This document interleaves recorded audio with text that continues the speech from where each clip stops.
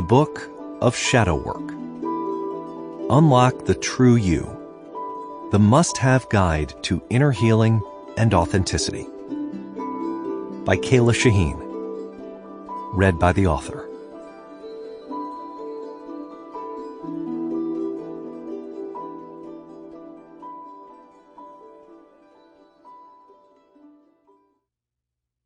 A PDF with supplemental music and meditations accompanies this program.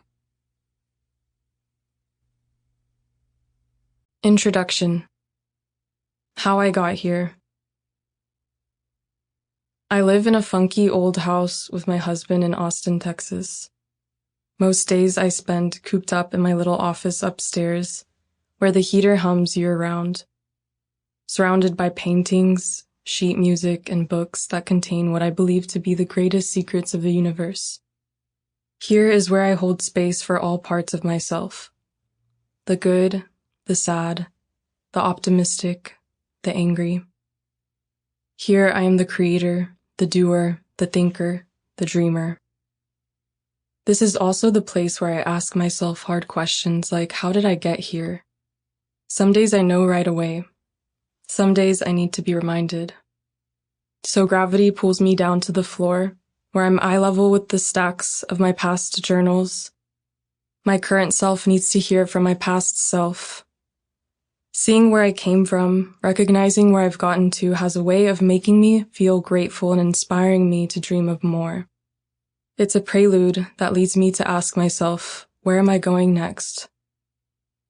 As I write this, I'm reading an entry in one of my old journals when I was 22. In it, I proclaim, yes, in all caps, I've experienced the smallness and the grandness, the power and the powerlessness, the liveliness and the lifelessness, all to have clarity. I came here to know what my purpose is in this lifetime.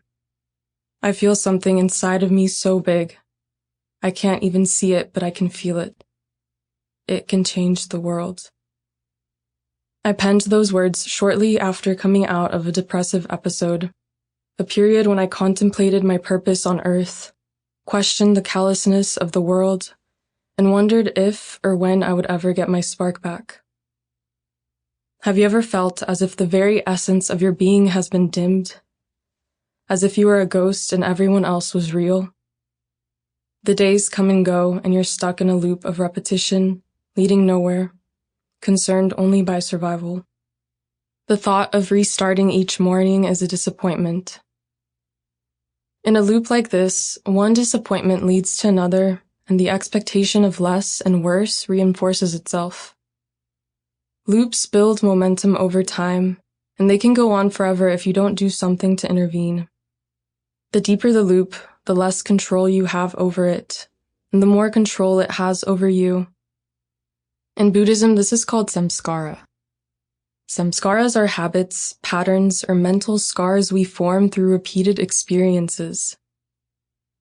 Reminder to affirm. I am not the sum of my habits, but the consciousness observing them. When you are suffering from deeply ingrained samskaras, rooted in long past childhood experiences, how your life looks on the surface might not correlate with the intensity of your emotions. That dissonance can make you feel even further misunderstood, like you're living a dual existence. That was the case for me.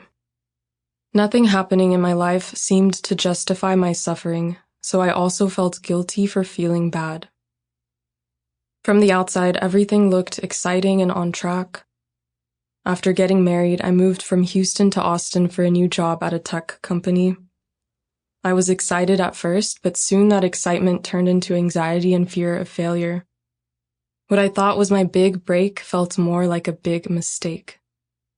In meetings, the stage fright that haunted me when I was little came back, and I couldn't speak up. The corporate lingo was confusing, and I wasn't even sure what my job was supposed to be. I felt small, weak, and like a failure, just as I used to in school. Sample complete. Ready to continue?